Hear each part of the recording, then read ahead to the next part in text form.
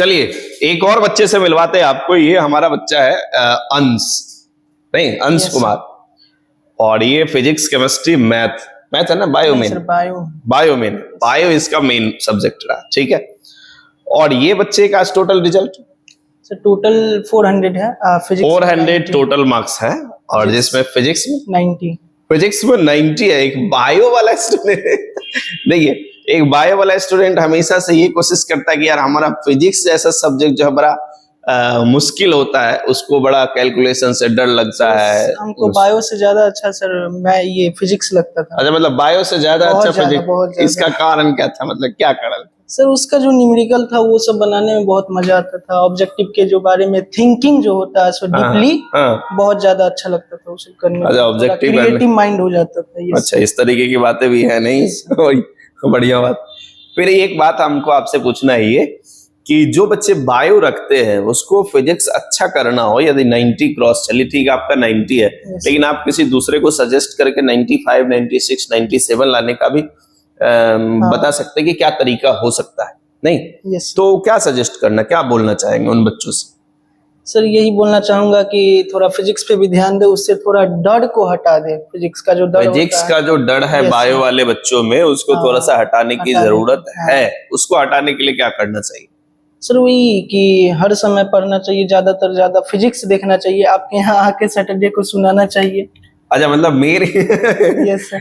चलिए ठीक है, पहले तो ये बच्चे मेरे यहाँ आके सैटरडे को सुनाना चाहिए। अब देखिए सैटरडे क्या है कि अपने यहाँ जो बच्चा होता है ना, उसमें सैटरडे का बड़ा खौफ होता है नहीं, और जितना भी बच्चे से आप बात करोगे वो खुद ही का चर्चा कर देगा सैटरडे का, कि भाई सैटरडे का बड़ा इंपॉर्टेंट रोल रहता है। लेकिन क्या है कि अभी बदलते समय में मैं एक चीज नोटिस कर रहा हूँ अंश, कि जो बच्चे हैं ना, अब जो बच्चे आ रहे हैं उसका सैटरडे जैसे सुनने वाली प्लानिंग होती है, बड़ा मतलब उस तरीके से दिखता है कि बच्चा, पहले क्या होता था, पहले का मैं आपको बात बताऊं, सैटरडे हम लोग वहां पे बैठते थे और बैच में एक बच्चा अपना कॉपी लेके पहले आता था, जिसको कॉन्फिडेंस होता था कि सर हमको पूरा एकदम कॉपी से, आप कहीं से भी कुछ फॉर्मूला पूछिए, कुछ भी ऑब्जेक्टिव न्यूमेरिकल पूछिए, कुछ भी जो है आप थ्योरी पूछ लीजिए, हमको कोई दिक्कत नहीं। बच्चा आता था। और उसके बाद अब जो देख रहे हैं ना, अब ज्यादातर बच्चे काम ही नहीं कर रहे। आजकल जो ज्यादातर प्रॉब्लम है, बच्चा 8-8, 10-10 घंटा या तो मोबाइल पे यूट्यूब वीडियो, शॉर्ट्स, रील्स देखते हैं, या नहीं तो किसी न किसी का ऑनलाइन क्लास ज्वाइन करते हैं। लेकिन जो ऑनलाइन क्लासेज का जो डिमेरिट है वो देखने को आज हम लोगों को मिल रहा है, क्योंकि सैटरडे में बच्चा बहुत कम आता है। वो किस तरीके से, ये प्रॉब्लम बच्चों में कैसे सुधार हो पाएगा? मतलब सर सबसे पहले तो उसको आने में डर लगता है, हेजिटेशन बहुत ज्यादा होता है, क्योंकि फर्स्ट टाइम है तो बोलने में बहुत ज्यादा डर होता है। बोलने ही में जब डर जाएगा तो सुनाएगा तो इसको मतलब इसको कैसे ओवरटेक किया जाए, मतलब कैसे इससे निकला जाए, बाहर कैसे निकले बच्चा? सर वही ज्यादा ऑनलाइन थोड़ा देखे कि कैसे मोटिवेशन, सब मोटिवेटर जो होते हैं वो कैसे बातचीत करते हैं, कम्युनिकेशन स्किल्स कैसे हैं, उसको सुधारे, तब उसको अपने अंदर का डर निकाले, तब आके बोले। धीरे धीरे तो प्रैक्टिस हो ही जाएगा सर। तो मतलब प्रैक्टिस की जरूरत उसमें ज्यादातर है। वो जो सैटरडे को सुनाने के लिए आप लोगों को कितना मेहनत करना पड़ता था? सर ज्यादा करना पड़ता था। फिर भी एवरेज आप एक सब्जेक्ट अपने फिजिक्स पे कितना टाइम दे देते? सर 2 से ढाई घंटा। 2 घंटा डेली देते थे। 2 से ढाई घंटे का समय ये जो है फिजिक्स को दे रहे थे, अच्छी बात है। और मुझे लगता है कि इसका 90 क्रॉस करने का एक रीजन ये भी रहा कि फिजिक्स को इतना अच्छा इन्होंने टाइम दिया, वैल्यू दिया। तो जो भी बच्चे बायो चूज करते हैं, उन बच्चे को यदि फिजिक्स का डर हटाना हो, तो फिर क्या कहना चाहेंगे उन सभी बच्चों से? वही कि सर थोड़ा सा मेहनत करे फिजिक्स की ओर, कि वो डर जो होता है ना सर, ये हेजिटेशन से ज्यादा हो जाता है, हेजिटेशन उसको ज्यादा होता है, तो उसको थोड़ा सा दूर रखने का कोशिश करें। फिजिक्स का हर एक न्यूमेरिकल देखे, समझे। सबसे पहले सर फिजिक्स में यही होता है कि वो क्वेश्चन पढ़ते नहीं है ठीक से, उसके बाद उसको मैं जो नोटिस कर रहा हूँ ना, मुझे जहां तक अनुभव है कि 50 to 60% स्टूडेंट जो है क्वेश्चन को पढ़ के समझ ही नहीं पाते हैं कि हमको करना क्या है, मतलब क्या बोल रहा है क्वेश्चन, उसी को बनाने के लिए। तो ये चीज, कई सारे बच्चे ऐसे भी होते हैं जो एक क्वेश्चन लेके आते हैं और क्वेश्चन में बोल देता हूँ पढ़ के हिंदी में कि ये बोला जा रहा है, तो बच्चा फिर वो बना लेता है। तो ये बड़ा एक कम्युनिकेशन गैप होता है, खास करके ये इसलिए होता है, इसमें टीचर्स की गलती भी हम नहीं मानते और स्टूडेंट का भी उतना ज्यादा इसमें रोल नहीं होता है।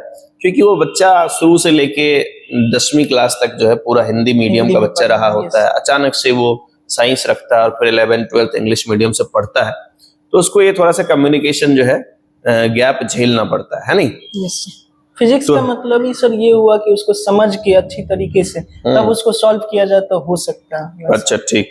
सर बायो थोड़ी है कि रट ले, बायो नहीं है कि इसको आप रट के अच्छा कर सकते हैं, ये बात सही है, क्योंकि इस बार जो बिहार बोर्ड ने जो ऑब्जेक्टिव क्वेश्चन पूछा था उसमें बड़ा वेरिएशन देखने को मिला कि एकदम जो है अचानक से बड़ा अच्छा क्वेश्चन भी उन्होंने क्वेश्चन सही था, मतलब इजी था, बस उसका जो वो था ना लैंग्वेज ऑप्शन का सीधे चेंज हो गया, उस तरीके का था। ठीक है, फिर उसके बाद जब सीबीएसई के रिजल्ट की बात, सीबीएसई के पेपर की हम लोग बात करें तो सीबीएसई ने तो एकदम मतलब इस बार धूम मचा रखा है। जिस तरीके का उन्होंने पेपर पूछ दिया है, कई सारे टीचर्स से लेके कई अच्छे जो प्लेटफॉर्म है, जो अच्छे इंस्टीट्यूट है, वो भी अपोज कर रहे हैं कि भाई इस तरीके का बोर्ड में कम से कम क्वेश्चन नहीं पूछना चाहिए बच्चों से, क्योंकि बच्चे का जो बोर्ड होता है तो वो थ्योरेटिकल चीजें बच्चे ज्यादा कंप्लीट करते हैं, टीचर्स भी उसको ज्यादा गाइड करते हैं कि आप थ्योरी, क्योंकि हम लोग भी अक्टूबर नवंबर दिसंबर तक तो कोशिश करते हैं कि नीट जेईई के लेवल पे ले चले, लेकिन उसके बाद फिर हम लोग बोर्ड पे आ जाते हैं कि भाई बोर्ड एग्जाम को बहुत अच्छे से क्रैक करने के लिए, बहुत अच्छा नंबर लाने के लिए क्या करना चाहिए, है ना?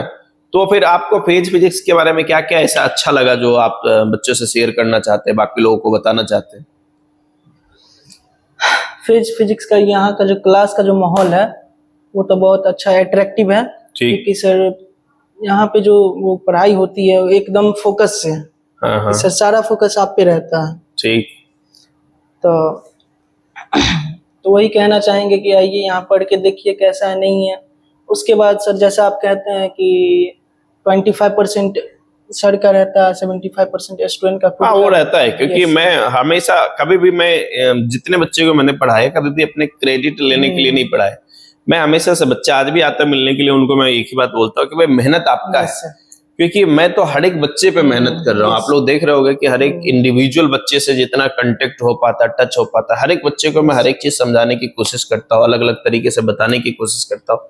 उसी में से कुछ बच्चे ऐसे हैं जो हमारी बातों को इग्नोर कर देता है, कुछ 50% मान के चलता है, कुछ बच्चे ऐसे हैं जो आज भी 30% के आसपास बच्चे ऐसे हैं जो हमारी बातों को एकदम पत्थर पे लकीर मान के चलता है और पूरा फॉलो करता है, और वही बच्चा अच्छा स्कोर भी कर पाता है, अच्छी जगह पे पहुंच भी पाता है। सर सबसे पहले तो डाउट जैसा भी आया उसको क्लियर होना चाहिए, अगर वो क्लियर नहीं हो तो फिर आगे बढ़ने में उसको ज्यादा। तो मतलब आप लोगों का कि डाउट क्लियर हो रहा था क्लास में कि नहीं हो रहा पूरा?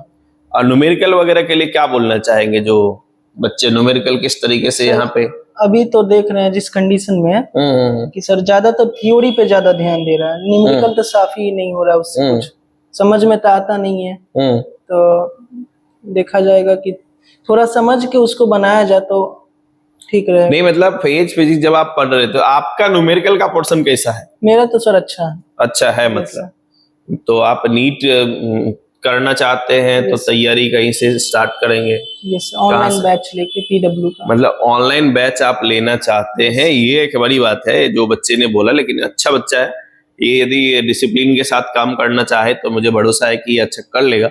लेकिन फिर भी मैं इनको एक बात जरूर सजेस्ट करूंगा, यदि पॉसिबल हो तो ऑफलाइन में ज्यादा बेहतर रहेगा मेरे हिसाब से। और ऑफलाइन में जब आप इंस्टीट्यूट चूज करने के टाइम में जाएं तो कहीं भी इधर उधर ना फंसे, किसी अच्छे, देखिए आज का जो सिस्टम है ना वो बड़ा अलग तरीके का सिस्टम चल रहा है। इसमें क्या है कि मार्केटिंग के लिए अलग अलग शॉर्ट्स वीडियोज, अलग एड्स, अलग अलग, बच्चे उसको देख के प्रलोभन, आपको स्कॉलरशिप 50% दे देंगे, 80% दे देंगे, उसके चक्कर में बच्चा जो है चला जाता है। लेकिन बच्चे को अपना इंस्टीट्यूट बेस्ट चूज करते टाइम कुछ बात का ध्यान जरूर रखना चाहिए, जैसे क्या जहां पे हम अपने क्लास में बैठे थे, चाहे 10 ही बच्चा वहां से है, 20 ही बच्चा वहां से है, आप नंबर ऑफ स्टूडेंट पे कभी भी ना जाएं। आप इस बात को देखें कि वहां से हमारे 20 से बैठने वाला कोई बच्चा अच्छा रिजल्ट लेके आता है कि नहीं लेके आता, उसका सिलेक्शन हो पाता है कि नहीं हो पाता, ये बड़ी बात है। आज क्या है कि ऑनलाइन एक ऐसा प्लेटफॉर्म बन चुका है जिसमें यदि किसी बच्चे को कोई जानता भी नहीं कि इसके क्लासरूम का बच्चा है कि नहीं है, पढ़ा भी है कि नहीं पढ़ा है, अब टीचर्स अपना प्रमोशन के लिए उसको एक आईफोन खरीद के गिफ्ट में दे दिया 1 लाख 1.5 लाख रुपए का, बच्चे को बोल देता कि बोलो तुम हमारे यहाँ से पढ़े, हो जाता है, करते हैं। कई सारे पेरेंट है 1 लाख 2 लाख रुपए उनको दे दिया है, वो बुलेट खरीद के दे दिया, अपना जो है बोल देते हैं कि हाँ भाई हम आपके यहाँ से हमारा बच्चा पढ़ा है। तो ये सब थोड़ा सा ज्यादा इफेक्ट कर रहा है, और इसलिए जो है मैं इस बात को बहुत स्ट्रिक्टली प्रोहिबिट करता हूँ कि नहीं भाई, थोड़ा सा इसका ध्यान जरूर रखा जाए। और अच्छी बात है कि जब आप बैचेज लेके पढ़ोगे तो किसी अच्छे जगह से, किसी अच्छे प्लेटफॉर्म से पढ़ना, और कोशिश करना कि भाई मेहनत जितना ज्यादा हो सकता है खुद, क्योंकि आपको ये बात बहुत अच्छे से पता है, अपने यहाँ से जब 12th पढ़ता है तो बच्चा उसको मेहनत करना हम लोग सिखा देते हैं। लेकिन खास बात क्या है कि इन बच्चे को ये बात पता है कि भाई 75% या 80% रोल जो है इसके रिजल्ट में इसी का होने वाला है। तो आपका एफर्ट जितना ज्यादा रहेगा, आपको टीचर इनपुट देंगे उतना, हाँ उतना ये आपको मिलता रहेगा। तो अच्छी बात है। ठीक है, धन्यवाद बच्चा लोग, मिलते हैं हम अगली वीडियोज में आपसे।